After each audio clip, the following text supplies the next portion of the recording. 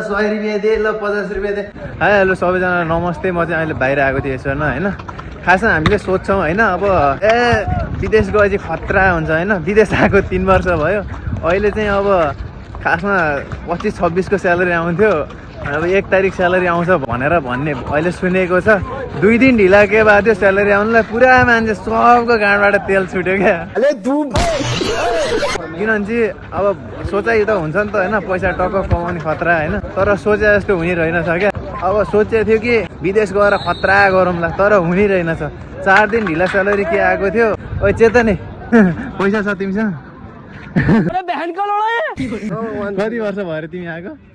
Something 2.5 वर्ष। 2.5 वर्ष भइसक्यो, तर खाना नि पैसा छैन अरे। माग्दै हिँड्नु पऱ्यो, ल 100 रुपियाँ दे, ल 50 रुपियाँ दे, ल भने विदेश भन्ने मात्रै हो क्या खासमा होइन। पकेटा भने त्यही हो, सुख हुँदैन भन्ने चाहिँ यो चाहिँ भाष्य हो क्या।